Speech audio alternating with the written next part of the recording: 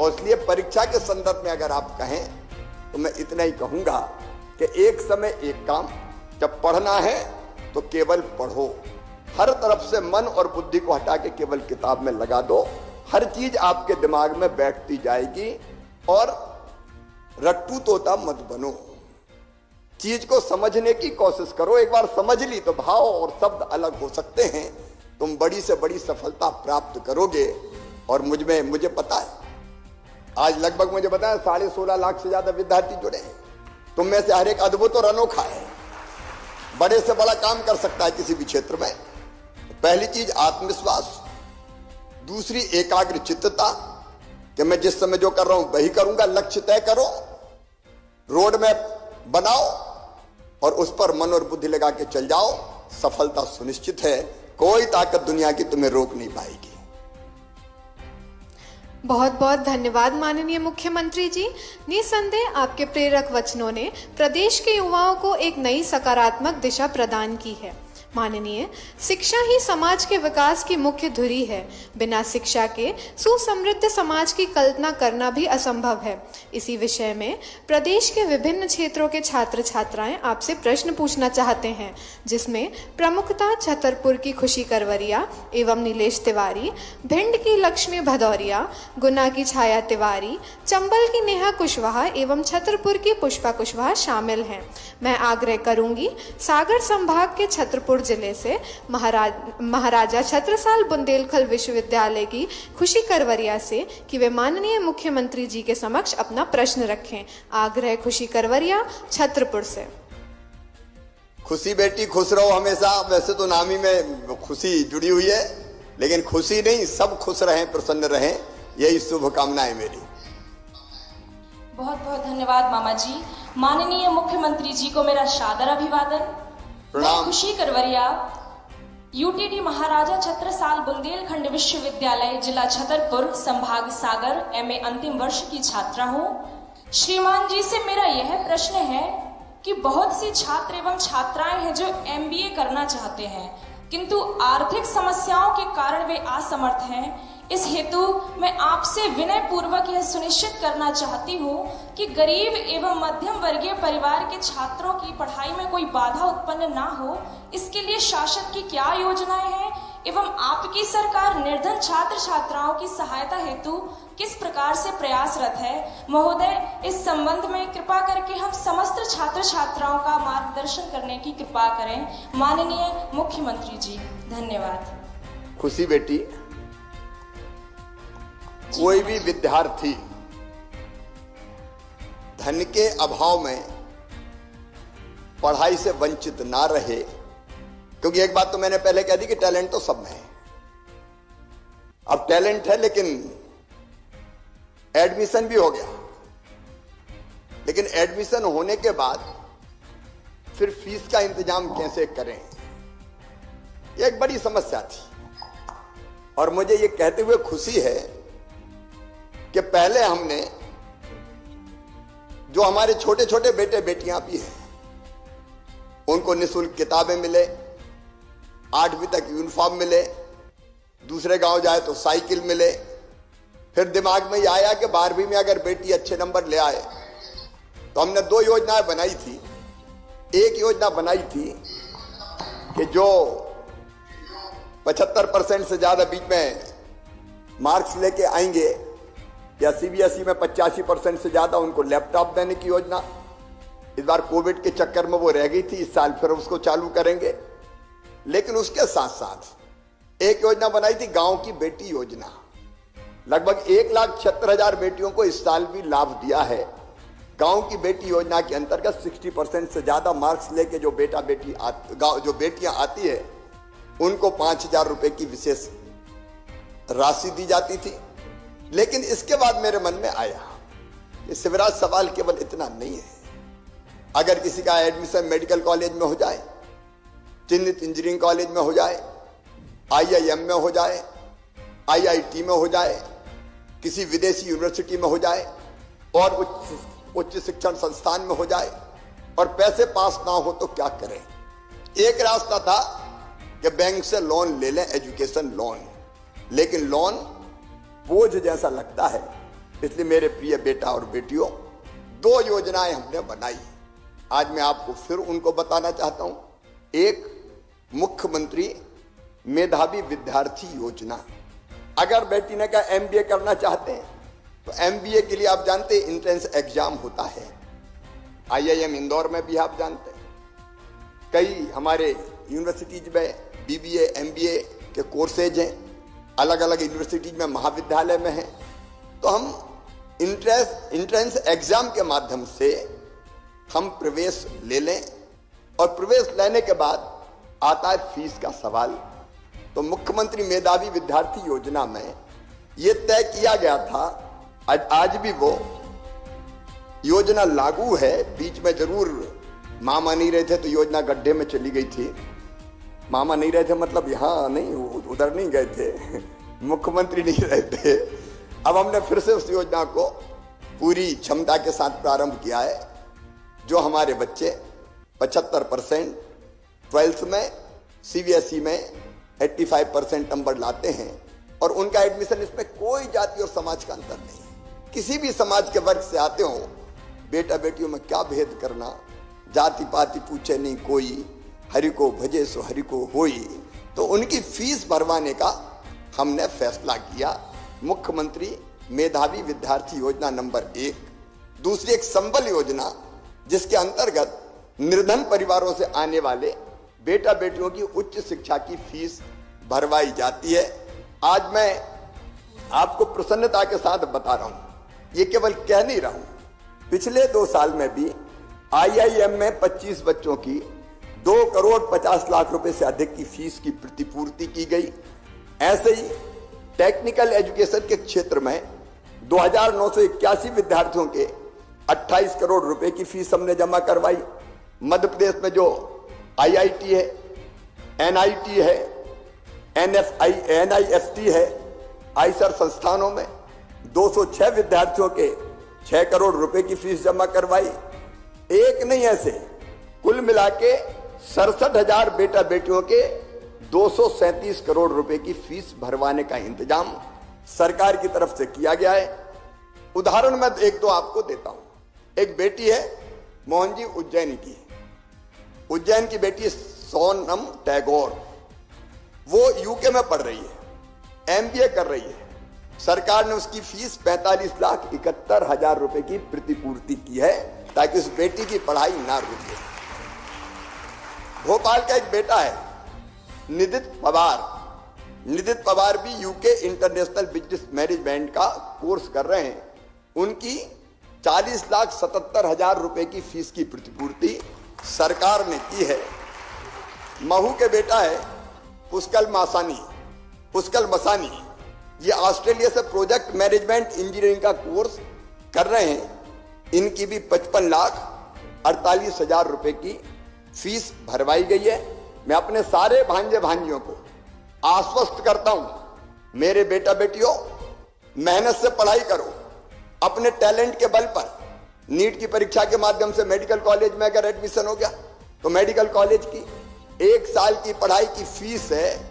Private colleges में अगर चले जाएं, सरकारी में कम है, लेकिन प्राइवेट में चले जाएं तो 7 लाख रुपया 8 लाख रुपया साल। वो फीस भी आपके मम्मी पापा नहीं भरवाएंगे, आपका मामा ही भरवाएगा। प्रदेश की सरकार भरवाने का काम करेगी।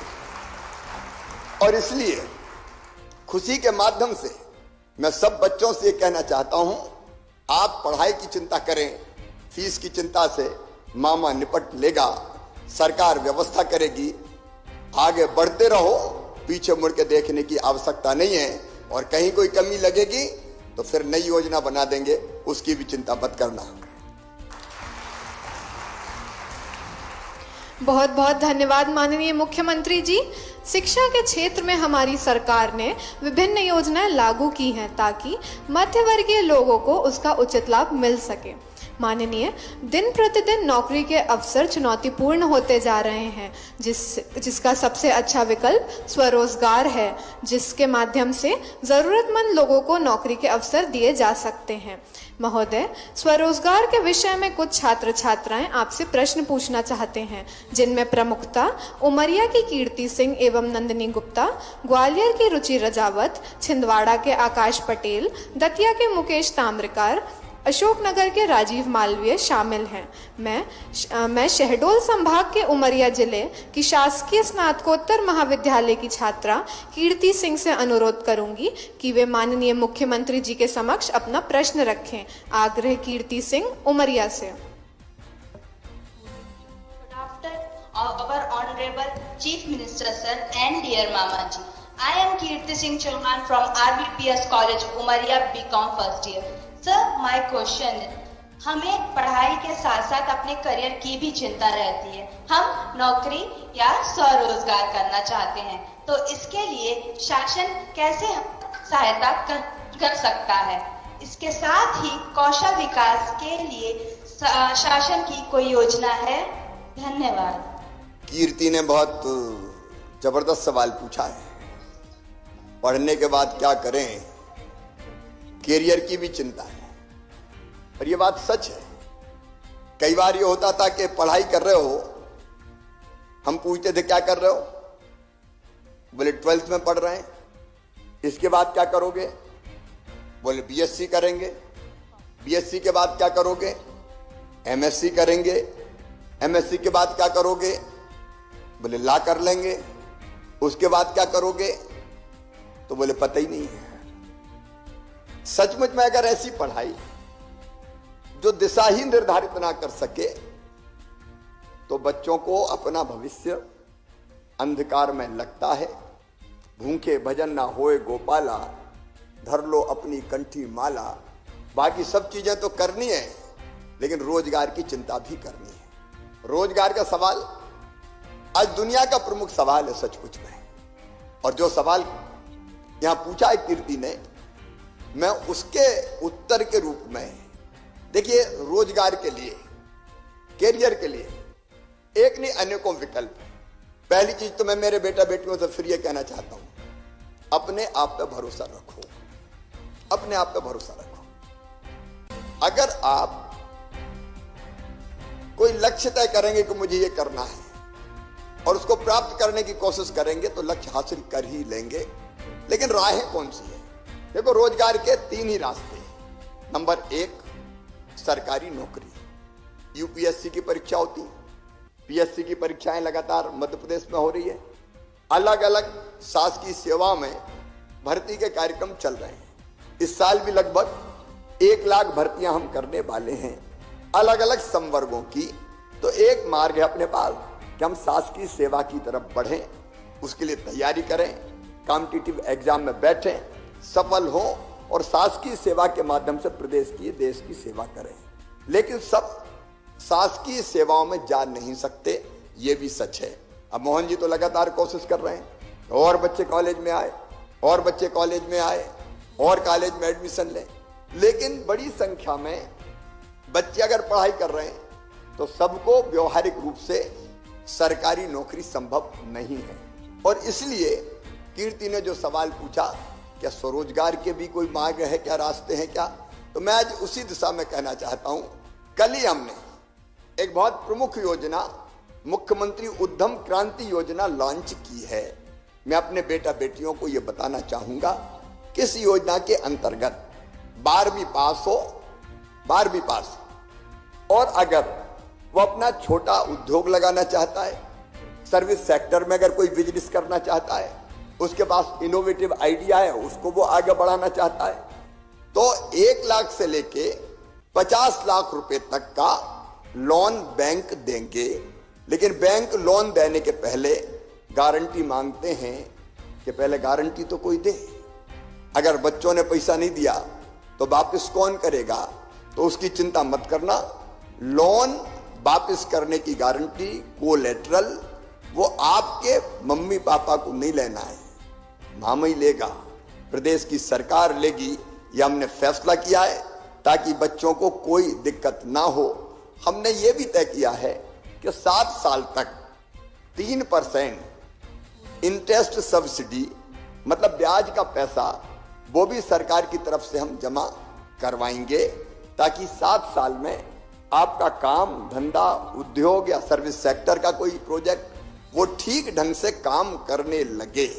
तो एक तो राह ये है कि मुख्यमंत्री उद्यम क्रांति योजना के अंतर्गत हम अपना कोई प्रोजेक्ट सबमिट करें। और मैं एक बात और अपने बच्चों को कहना चाहता हूं, हर महीना एक दिन रोजगार दिवस हम मनाते हैं, रोजगार दिवस। और रोजगार दिवस का मतलब ये कि उस दिन हमने 12 जनवरी को शुरू किया था, स्वामी विवेकानंद जी की जयंती के दिन, और अलग अलग योजनाओं के अंतर्गत। अकेली उद्यम क्रांति योजना नहीं है, मुद्रा योजना है, प्रधानमंत्री रोजगार सृजन कार्यक्रम है, आजीविका मिशन के अंतर्गत शहरी आजीविका मिशन भी है जिसमें इंडिविजुअल्स को भी लोन मिलता है। ऐसी सारी योजनाओं को जोड़ के बैंकों में परेशानी ना हो और स्वरोजगार के लिए ठीक से पैसे की व्यवस्था हो जाए, इसलिए महीने में एक दिन रोजगार दिवस, 12 जनवरी को हमने रोजगार दिवस मनाया था। और मुझे ये कहते हुए प्रसन्नता है, बैंकर्स के साथ में बैठक करता हूं लगातार, ऑफिसर्स और मंत्री हम बैठते हैं और अलग अलग योजनाओं के तहत बच्चों को लोन मिल जाए, सुविधा मिल जाए, सब्सिडी मिल जाए, इसका इंतजाम करते हैं। तो 12 जनवरी को 5,26,000 लोगों को स्वरोजगार के लिए हमने पैसे की व्यवस्था की थी। फिर 16 फरवरी को दूसरा रोजगार दिवस हुआ, उस दिन 5,04,000 लोगों को लोन मिला। तीसरा 31 मार्च को अभी हमने संपन्न किया, उस दिन 3,33,000 को, मतलब अगर आप देखेंगे कि 3 महीने में 13 लाख से ज्यादा लोगों को लोन दिलवा के उसकी गारंटी लेके रोजगार के काम से लगाने में हम सफल हुए। और यह सिलसिला लगातार चलेगा, हर महीना रोजगार दिवस होगा। बैंकर्स के साथ बैठ कर हम टारगेट सेट करते हैं और फिर जो बच्चे करना चाहते हैं उनकी मदद करके उनका काम धंधा खड़ा करवाने का काम करते हैं। मैं एक बात और अपने बच्चों को ध्यान से सुनना, मेरे बेटा बेटियों, कई स्टार्टअप मध्य प्रदेश में है। इंदौर में हमारे बच्चों ने स्टार्टअप शुरू किए। देखो, टैलेंट है, क्षमता है, बुद्धि है, प्रतिभा है, इनोवेटिव आइडियाज।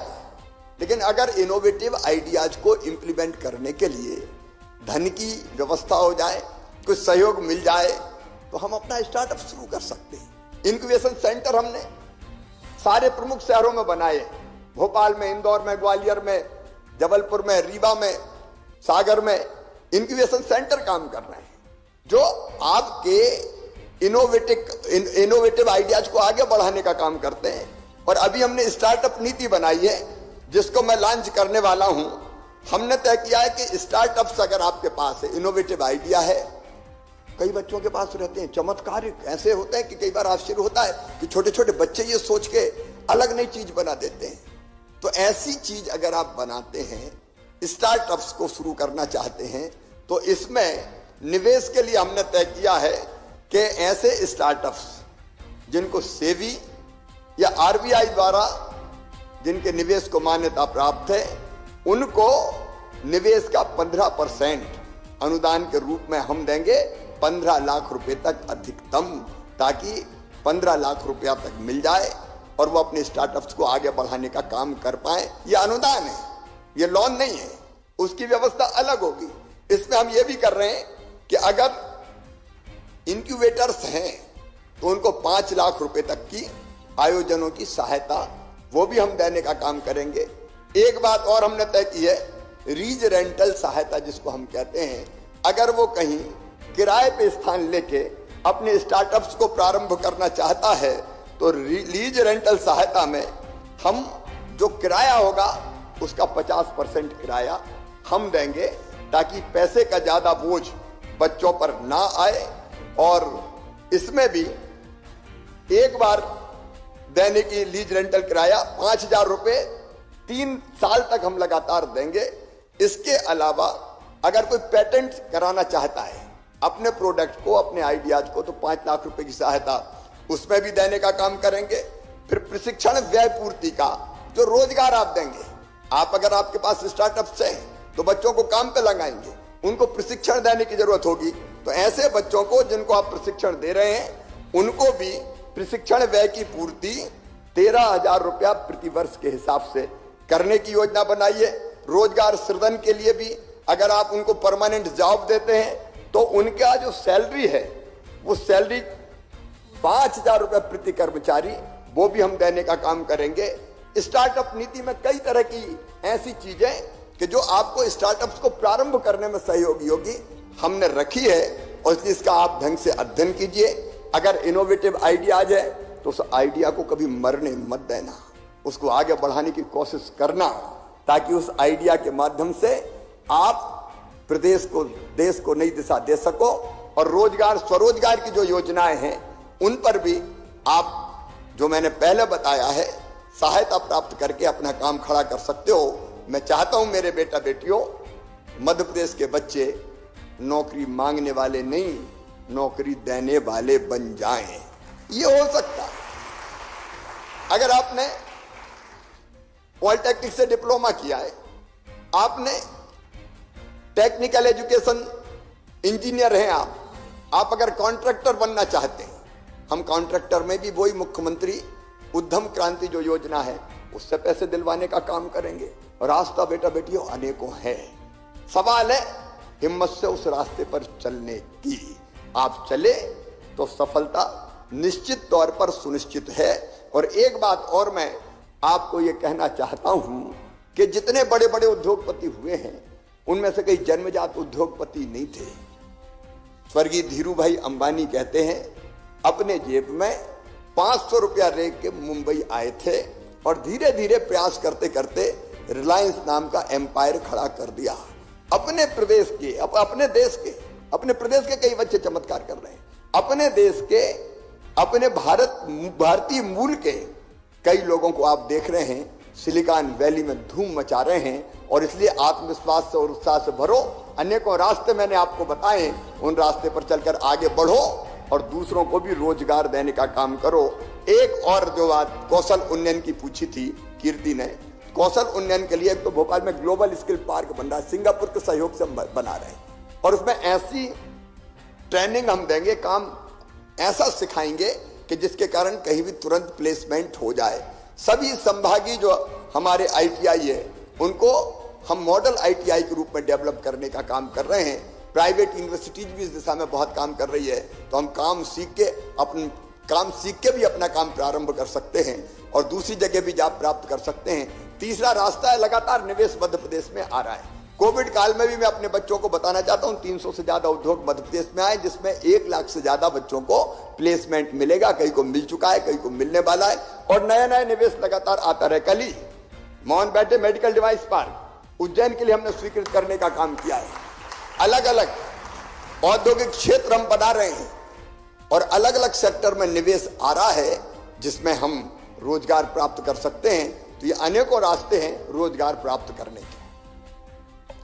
जैसा कि माननीय मुख्यमंत्री जी ने उद्यम क्रांति योजना और कई योजनाओं की घोषणा की है, जिससे कई विद्यार्थियों को हर तरह से लाभ मिल सकता है। आपके समर्थन और मार्गदर्शन के लिए बहुत बहुत धन्यवाद।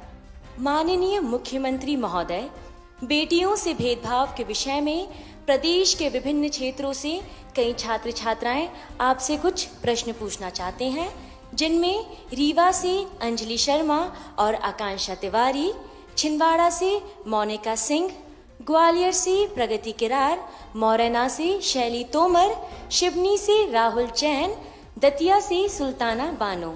मैं रीवा संभाग के रीवा जिले की शासकीय TRS महाविद्यालय रीवा की छात्रा अंजलि शर्मा से अनुरोध करूंगी कि वे माननीय मुख्यमंत्री महोदय के समक्ष अपना प्रश्न रखें। आग्रह, अंजलि शर्मा, रीवा से। नमस्ते अंजलि। माननीय मुख्यमंत्री जी, आपको मेरा सादर प्रणाम। प्रणाम। मेरा नाम अंजलि शर्मा है। मैं गवर्नमेंट TRS कॉलेज रीवा से हूँ। मेरा आपसे यह प्रश्न है कि जैसा कि मैं संगीत की छात्रा हूँ, मेरा चयन राज्य स्तरीय संगीत प्रतियोगिता के लिए हुआ था, परंतु मेरे माता पिता ने मुझे जाने नहीं दिया। अर्थात मैं आपसे यह पूछना चाहती हूँ कि हम छात्राओं को छात्रों की तरह अधिकार कब मिलेगा? धन्यवाद। अंजलि ने एक बहुत महत्वपूर्ण सवाल पूछा है। हम जो बनना चाहते हैं हम में जो नैसर्गिक क्षमता और प्रतिभा होती है, कई बार उस दिशा में हमें आगे बढ़ने नहीं दिया जाता। अपने मम्मी पापा माता पिता अपनी इच्छा हम पर लादने की कोशिश करते हैं। मैं सारे पेरेंट्स से यह अनुरोध करना चाहता हूं, कई बार तुम जो नहीं बने वो बच्चों को बनाने का सोचते हो। अपनी इच्छा और अपनी कुंठा हम अपने बच्चों पर लादने का काम ना करें। मैं खुद अपना उदाहरण बताता हूं। मेरे पिताजी मुझे डॉक्टर बनाना चाहते थे। पढ़ने में मैं ठीक ठाक था, गांव से पढ़ने आया था, तो सपने उनने देख लिए कि डॉक्टर बनेगा, प्रैक्टिस करेगा, घर में पैसा आएगा, आनंद भी रहेगा। अब मुझे कहा कि तू तो डॉक्टर बनना है, तो मैंने बेटा बेटी हो 11 तक, 12th पहले नहीं थी, 11th होती थी हमारे समय में, ये 10+2 की शिक्षा नहीं थी। मैं मॉडल स्कूल टीटी नगर में पढ़ता था। मेरे फिजिक्स, केमिस्ट्री और बायोलॉजी ये मेरे विषय थे आमतौर पे, और पढ़ाई में मैं ठीक ठाक था। इमरजेंसी में मैं जेल चला गया था आपातकाल का विरोध करते हुए। कई बच्चों को पता नहीं होगा, उस समय इंदिरा जी ने 1975 में आपातकाल लगाया था। कई लोग बंद कर दिए थे, हमने विरोध किया तो हम भी बंद हो गए थे, तो बिना परीक्षा दिए जेल चले गए थे। बाद में जेल से निकलने के बाद मैंने परीक्षा दी, तो मेरे फिजिक्स में नंबर आए थे 178 आउट ऑफ 200। 200 नंबर होते थे, 50 नंबर प्रैक्टिकल के हुआ करते थे। केमिस्ट्री में आए थे 186 और बायोलॉजी में आए थे 158। तो ऐसे मेरे नंबर अच्छे थे। और एक बात और सही बता दूं, अंग्रेजी में आए थे 50 में से 18। अब पिताजी कहें कि डॉक्टर बन, अब मुझे डॉक्टर बनना नहीं था। आप बताओ, संगीत की छात्रा को अगर कोई डिसेक्शन बॉक्स दे दे और कहे मेंढक की टांग काटो, तो उसको कैसे लगेगा? मैंने फिर कन्विंस करने की कोशिश की कि मुझे डॉक्टर नहीं बनना, मुझे तो अन्याय के खिलाफ लड़ना है। तो लोगों ने पिताजी से कहा कि गांव की भाषा में, बाबूजी तुम्हारा लड़का तो बिगड़ गया, ये नेतागिरी में लग गया। मैं मॉडल स्कूल का प्रेसिडेंट था उस समय, और दिमाग में था कि अन्याय के खिलाफ लड़ना चाहिए और अपने लिए नहीं, देश और समाज के लिए भी काम करना चाहिए। तो एक जुनून था। बाद में जेल वेल जाने के बाद मैंने काम शुरू किया, तो फिर पिताजी थक हार गए। उन्होंने सोचा कि ये तो हम मानने नहीं वाला, तो बोले जो समझ में आए वो ही कर। तो मुझे जो समझ में आया वो किया, और मैं आज आपके सामने खड़ा हूं। तो एक सचमुच में हम माता पिता को कन्विंस करने की हम कोशिश करें कि मेरी स्वाभाविक रुचि है, जो नैसर्गिक प्रतिभा है उस क्षेत्र में हम जो प्रगति कर सकते हैं, काम कर सकते हैं, वो लादी हुई चीज पे नहीं कर सकते। ये एक बात अगर हम आग्रह करेंगे तो आज जमाना बदल रहा है। पेरेंट्स भी अब खुले मन के आप देख रहे हैं अनेकों जगह हो रहा है। और आपने देखा कि अगर जबरदस्ती बच्चे को परेशान करते हैं तो फिर कई बार दुखद घटनाएं भी घटती है। तो मेरा अंजलि बेटी से कहना है कि संगीत में रुचि है तो बेटी हम संगीत की तरफ बढ़ने की कोशिश करें। जबरदस्ती कोई चीज हम पे ला दी जाए वो ठीक नहीं। एक बात तो है, एक दर्द और अंजनी का मैंने महसूस किया। वो छात्रा है, आज तो स्थिति काफी बदली है, लेकिन एक जमाना था मेरे बेटा बेटियों, मैंने माता पिता को भी, विशेषकर मां को भी, बेटा और बेटी में भेद करते हुए अपनी आंखों से देखा है। बेटे को ज्यादा लाभ, बेटी को कम प्यार। गांव में बेटा पैदा हो जाए तो ढोल बजाओ, नगाड़े लाओ, हवाई फायर करो, बधाई गाओ, और बेटी का जन्म हो जाए तो पता चला माता की सूरत उतर गई, अरे बेटी आ गई। मेरे मन में बहुत तकलीफ होती थी। मैं आज अपने बेटा बेटियों से शेयर करना चाहता हूं। मुझे लगता था हे भगवान ये कैसा न्याय है, एक माँ की कोख से बेटा ने भी जन्म लिया, बेटी ने भी जन्म लिया, तो बेटी के साथ भेदभाव क्यों? और उस समय की जो बात थी, मैं विस्तार में नहीं जाऊंगा, मेरे दिल दिमाग में बैठ गई कि बेटियों के लिए काम करना चाहिए, माता बहनों के लिए काम करना चाहिए, महिला सशक्तिकरण के लिए काम करना चाहिए। और मैं मुख्यमंत्री बना। जब मुख्यमंत्री नहीं था तब भी मैं कन्या विवाह करवाता था, सांसद विधायक था तब भी, जो निर्धन परिवार होते थे। लेकिन मुख्यमंत्री बनने के बाद मैंने सबसे पहली योजना अगर कोई बनाई तो इस योजना का नाम था लाडली लक्ष्मी योजना। आज मध्य प्रदेश में 43 लाख लाडली लक्ष्मी बेटियां हैं। लाडली लक्ष्मी के का मतलब, अच्छा बड़ा मजेदार किस्सा सुनाता हूं तुम्हें। जब मैं मुख्यमंत्री बना तो मैंने पीएस फाइनेंस को बुलाया, फाइनेंस मिनिस्टर को बुलाया और उनका ऐसी योजना बनानी कि बेटी पैदा हो मध्य प्रदेश में तो लखपति पैदा हो। उन्होंने कहा जी ये ऐसी कहीं योजना बनती, लखपति कैसे हो जाएगी पैदा? तो काफी मशक्कत चली, नहीं हो सकता। तो फिर हमने तय किया कि होगा, क्योंकि मैं मुख्यमंत्री हूं। हम सरकार के खजाने से बेटियों के नाम पर वो जैसे ही जन्म लेगी 30,000 रुपये बचत पत्र के रूप में खरीद के जमा कर देंगे और इसको पढ़ाई से जोड़ा। 5वीं पास करके 6वीं में जाए तो 2,000, 8वीं पास करके 9वीं में जाए तो 4,000, 10वीं पास करके 11वीं में जाए तो 6,000, 11वीं 12वीं में और शिक्षा के लिए पैसा, और जब बड़ी हो जाए तो सीधे 21 साल में 1,18,000 रुपया मिल जाए। ये लाडली लक्ष्मी योजना। बेटी लखपति पैदा हो, ये मेरी जिद थी। और आज मुझे खुशी है कि 2006 में ये योजना चालू करी थी बेटियों। उस समय मैंने जिन बेटियों को गोद में उठा के 1 महीने की बेटी, 2 महीने की बेटी, लाडली लक्ष्मी के सर्टिफिकेट बांटे थे। आज वो 12वीं में पढ़ रही है, आज वो फर्स्ट ईयर में जा रही है। और जब वो मामा कह के मुझे पुकारती है तो मुझे लगता है मेरा मुख्यमंत्री बनना सार्थक हो गया। उन बेटियों के लिए केवल इतना ही नहीं, अब ये तय किया उच्च शिक्षा में जो भी 2 मई को हम लाडली लक्ष्मी दिवस मनाने वाले हैं, जो भी पैसा लगेगा उनके माता पिता को कष्ट करने की जरूरत नहीं है, मामा ही करेगा, प्रदेश की सरकार ही करेगी। मेडिकल में जाए, इंजीनियरिंग में जाए, कहीं और जाए। महिला सशक्तिकरण जरूरी है। जो कई बार एक पीड़ा होती है कि बेटी पे प्रतिबंध क्यों साहब? क्या बेटी दूसरे दर्जे की नागरिक है? सारे प्रतिबंध थोपो तो बेटियों पे थोप दो, यहां मत जा, वहां मत जा, इधर इतने क्यों बच गए? सारे प्रतिबंध बेटियों पे। बेटों पे कुछ नहीं। मैं बेटा बेटी में भेद नहीं कर रहा, नहीं भाई, बेटा बेटी को बराबर मानो। और इसलिए कई क्रांतिकारी फैसले हमने किए। कन्या विवाह एक अलग योजना थी। हमने तय किया 50% रिजर्वेशन। जो हमारे लोकल सेल्फ गवर्नमेंट के चुनाव होते हैं, नगर पालिका, नगर पंचायत, उसमें अब केवल बेटियां ही चुनाव लड़ेगी, बहनें चुनाव लड़ेंगी, ताकि उनका राजनीतिक सशक्तिकरण हो सके। हमने तय किया कि शिक्षक जैसी नौकरी में 50% बेटियों की भर्ती करेंगे। और एक और घटना सुनाता हूं। मैंने तय किया सबसे पहले मध्य प्रदेश की धरती पर कि 33% भर्ती पुलिस में भी बेटियों की होगी। इतना विरोध हुआ, बोले बेटियां और पुलिस कैसे अपराधियों के खिलाफ कार्रवाई करेगी? लेकिन आज मैं गर्व के साथ कहता हूं कि बेटियां बड़ी सक्षमता के साथ पुलिस ऑफिसर से लेकर कांस्टेबल तक की भूमिका निभा रही है और अपराधियों की अकल ठिकाने लगाने का काम भी कर रही है। कोई कमी नहीं है बेटी।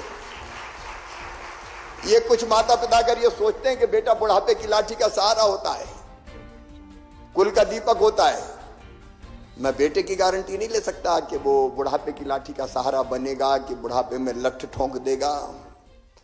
मैं सब बेटों की बात नहीं कर रहा, बेटे बुरा ना माने, लेकिन बेटी जब तक जिएगी उसकी हर एक सांस माता पिता के लिए चलेगी। तो बेटा बेटी को बराबर मानो भाई। और इसलिए आजकल आप देख रहे होंगे, अगर बेटी की तरफ किसी ने गलत नजर से देखा तो सीधे बुलडोजर चल रहे हैं। आजकल आपने देखा होगा। मैंने कहा छोड़ो मत, धराशायी कर दो, केवल जेल भेजने से काम नहीं चलेगा। FIR कराई, जेल भेज दिया, फिर छूट के आ गया। ऐसे लोगों की मैंने कहा आर्थिक कमर तोड़ कर रख दो, दफन करके रख दो। मैं मां बहन और बेटियों के प्रति अपराध बर्दाश्त नहीं करूंगा। मैं सभी माता पिताओं को, पेरेंट्स को ये मैसेज देना चाहता हूं इस कार्यक्रम के माध्यम से, बेटी है तो कल है, बेटी के बिना ये सृष्टि नहीं चल सकती। इसलिए बेटियों को भी सम्मान दो, अपनी इच्छाएं उन पर मत थोपो, उनको भी आगे बढ़ने का पूरा अवसर दो। और मेरी बेटियों, मामा तो तुम्हारे साथ है ही, और बेटे भी ये ना समझे, जो बनेगा मिलकर साथ करेंगे। धन्यवाद सर। धन्यवाद माननीय। आपके द्वारा संचालित लाडली लक्ष्मी जैसी विभिन्न योजनाओं ने बेटियों को अधिकार दिलाने में मील के पत्थर का कार्य किया है। माननीय मुख्यमंत्री महोदय, कोविड-19 और संबंधित लॉकडाउन ने स्वास्थ्य और शारीरिक शिक्षा को प्रभावित किया है। इसी संदर्भ में ग्वालियर से प्रशांत मुदगल, सीहोर से यशवी शुक्ला, बुधनी से निधि सिंह, अशोकनगर से मेघा जैन और शिवपुरी से प्रद्युमन गोस्वामी आपसे कुछ प्रश्न पूछना चाहते हैं। मैं कुशाभाऊ ठाकरे सभागार में हमारे साथ उपस्थित भोपाल संभाग के बुधनी जिले की शासकीय महाविद्यालय बुधनी की छात्रा निधि सिंह से अनुरोध करूंगी कि वे माननीय मुख्यमंत्री महोदय के समक्ष अपना प्रश्न रखें। आग्रह, निधि सिंह, बुधनी से। नमस्ते मामा जी। नमस्ते निधि। मेरा नाम निधि सिंह परिहार है। मैं महाविद्यालय बुधनी कॉलेज से बीएसटी फर्स्ट ईयर की छात्रा हूँ। कोविड-19 महामारी में प्रदेश के हालात खराब थे। उस समय आप कितने तनाव में थे मामा जी, और उस तनाव को दूर करने के लिए आपने क्या किया? साथ में यह भी जानना चाहूंगी, राष्ट्रीय शिक्षा नीति के अंतर्गत शारीरिक शिक्षा तथा योग एवं ध्यान को विषय के रूप में सम्मिलित किया गया है, तो ये हमारे जीवन को कैसे प्रभावित करेगा? निधि ने पकड़ लिया कि कोविड में तो मामा तनाव में रही होगा। बड़ी कठिन परिस्थितियां थी बेटी। अच्छा देखो, वो कहावत है ना, सिर मुड़ाती ओले पड़े। मैं 23 मार्च को मुख्यमंत्री की शपथ ली और तब तक कोविड आ गया था। 24 मार्च को लॉकडाउन लग गया। 2 साल पहले की घटना है। एक ऐसी अनजानी बीमारी जिसके इलाज तक का हमें पता नहीं था, उससे कैसे निपटे ये तरीके पता नहीं थे। लेकिन शपथ लेके मैं सीधे वल्लभ भवन गया था और रात को 9 बजे बैठक हमने की थी। मैं बताना चाहता हूं कि उस समय एक जुनून पैदा हो गया था। देखिए, मनुष्य अगर ये ठान ले कि मुझे तो लड़ना है, तो लड़ने की क्षमता, शक्ति भगवान अपने आप दे देता है। आप जो दृढ़ निश्चय कर लेते हो, वैसे रसायन आपके शरीर से अपने आप निकलने लगते हैं। मैं उदाहरण देता हूं कि आपको अगर सलकनपुर जाना है निधि, और मंदिर पे मैया के दर्शन करने जाना और पैदल चढ़ते हुए जाना है, आपने संकल्प कर लिया कि चढ़ूंगी मैं, तो बिना थकान के चढ़ जाओगी। लेकिन अगर कोई वैसे कह दे कि इतनी सीढ़ियां चढ़ जाओ, तो चढ़ सकते हो क्या? नहीं चढ़ सकते। आप दृढ़ निश्चय कर लेते हैं तो वैसी अंदर से क्षमताएं अपने आप पैदा होती है। उस समय मुझे लगा कि समय सबसे जरूरी चीज है जनता को कोविड से कैसे बचाएं। 500 से ज्यादा बैठ के मैं किए। हमारे उच्च शिक्षा मंत्री बैठे हैं, अधिकारी भी हमारे कई बैठे। रोज मैं बैठक करता ही था, देश में दुनिया में क्या हो रहा है उसकी जानकारी लेता था। इसके बाद अपने यहाँ क्या करना है। शुरू में तो ऐसी हालत थी कि सैंपल लेने भेजते थे तो पत्थर ही मारे लोगों ने, ये कहा सैंपल नहीं देते। उस समय कोविड मतलब किसी को हुआ तो पूरे मोहल्ले में सन्नाटा छा जाता था। लेकिन फिर हमने योजना बनाई कि अकेले सरकार ने। देखो, मैं आज अपने शासकीय कर्मचारी अधिकारियों को, विशेषकर जो हमारे हेल्थ से जुड़े हुए हमारे जो डॉक्टर्स हैं, पैरामेडिकल स्टाफ हैं, नर्स हैं, वार्ड बॉय हैं, मैं उनको धन्यवाद देता हूं। मैं रेवेन्यू के या पुलिस के हमारे साथी गई, पूरे समय व्यवस्था बनाने में लगे रहे। नगर निगम, नगर पालिका के कर्मचारी, और काम करते करते कई कोविड से पीड़ित हो गए और कई ऐसे हैं कि केवल कोविड नहीं हुआ, उसके बाद हम उनको बचा भी नहीं पाए। वो भयानक दौर, लेकिन जिद उस समय एक ही थी कि कैसे जनता को बचाएं। और इसलिए हमने अलग अलग कार्य योजना बनाई। खूब टेस्ट करो, सैंपल लो, टेस्ट करो, पॉजिटिव आए तो फिर आइसोलेशन में ले जाओ। कोविड केयर सेंटर जगह जगह बनाए, आपको पता है। अच्छा, उस समय तो अस्पताल नहीं थे, तो हमने तो फिर प्राइवेट अस्पताल वालों को बुलाया और बुला के उनसे कहा कि भैया तुम्हारे अस्पताल में भर्ती करेंगे, इतने पैसे ले लेना। क्योंकि सरकारी अस्पतालों में भी आइडिया भी नहीं था और बाकी पेशेंट्स थे, एकदम मरीज आ रहे थे, तो प्राइवेट अस्पतालों के साथ टाई अप किया। फिर मुझे लगा कि अकेले नहीं लड़ सकते शिवराज, तो जनता को साथ लो। तो फिर हमने क्राइसिस मैनेजमेंट कमेटियां बनाई, पंचायतों में बनाई, वार्ड में बनाई, शहरों में बनाई, ब्लॉक में बनाई, जिले में बनाई। उनके साथ हम मीटिंग करते थे लगातार। प्रभारी मंत्रियों को अलग अलग जिले में भेजने का काम किया और जनता से कहा कि भैया अपने यहाँ कोविड केयर सेंटर बनाओ। यहां तक कि हमने सरकारी स्कूलों को कोविड केयर सेंटर बना दिया, पंचायत भवनों को कोविड केयर सेंटर बना दिया और जनता से कहा कि तुम समझाओ तो लोग सैंपल दें, अगर पॉजिटिव हो जाए तो घबराएं नहीं, आइसोलेशन में चले जाएं, कोविड केयर सेंटर में भर्ती करें और बड़े अस्पताल में ले जाने की जरूरत पड़े तो प्रशासन के साथ तुम इंतजाम करने का काम करो। उस समय ऐसी परिस्थिति पैदा हुई कि हजारों की, लाखों की तादाद में पैदल मजदूर निकल पड़े बड़े बड़े शहरों से। तो मध्य प्रदेश बीच में था, तो मध्य प्रदेश से होके रोज हजारों लोग निकलते थे, लाखों की तादाद में। तो फिर लगा कि इनके लिए बस लगाओ, चाय नाश्ता भोजन का इंतजाम करो। और मध्य प्रदेश की जनता को भी प्रणाम करता हूँ, इतनी व्यवस्था की, चाय नाश्ता भोजन, पाँव में जूता नहीं तो जूता पहनाओ, दवाई का इंतजाम करो, सारी व्यवस्थाएं करने का काम किया। और सेकंड वेव तो इतनी भयानक थी, वो ऑक्सीजन का नाम सुन के मैं निधि उस समय जरूर मैं मानता था कि मैं काम करता हूं, दिन और रात जूझ के तनाव में नहीं आता, लेकिन उन दिनों सो नहीं पाए। आज मैं बताना चाहता हूं आपको, 8-10 दिन तो आंख से आंख नहीं लगी, क्योंकि अस्पताल में से कभी भी वो सोशल मीडिया पर डाल देते थे 1 घंटे की ऑक्सीजन बची, 1 घंटे की ऑक्सीजन बची, इतनी जान संकट में। अच्छा, कई ने तो बताया ही नहीं कि हमने अस्पताल में कोविड के पेशेंट भर्ती कर लिए। अच्छा, उस समय जगह भी जरूरी थी, तो जिसको ने चाहा उसने भर्ती कर लिए, और भर्ती करके ऑक्सीजन नहीं तो कर दिया ट्वीट। अब सरकार करे इंतजाम, 1 घंटे की बची, आधा घंटे की बची, और टीबी वाले भाई रोज इतने पेशेंट्स की जान खतरे में।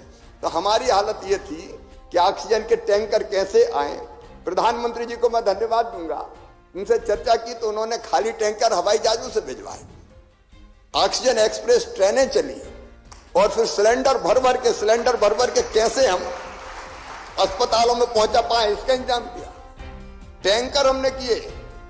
अब बोकारो से आनी ऑक्सीजन, झारखंड के बोकारो से, और रास्ते में बाकी राज्य पड़ते हैं, तो हर एक राज्य टैंकर झपटने के चक्कर में रहता था। तो मेरी हालत थी कि मैं टैंकर के ड्राइवरों से बात करता था, कहां तक पहुंचे, तो कह रहे यहां तक पहुंच गए साहब। और पता चला कोई दूसरे राज्य ने झपटने की कोशिश की, बोले साहब पुलिस वाला बैठ गया और कह रहा इधर नहीं चलो, इधर चलो। अब कितना जूझना पड़ता था, कल्पना करो। मुख्यमंत्री टैंकर के ड्राइवर से बात करके कहता था कि तकलीफ हो तो तुरंत बता देना। पुलिस लगाई, सायरन बजाती हुई आगे आगे टैंकर के चलती थी, लाल बत्ती जलती थी और सायरन बजता था, टैंकर आ रहा है, छोड़ दो रास्ता।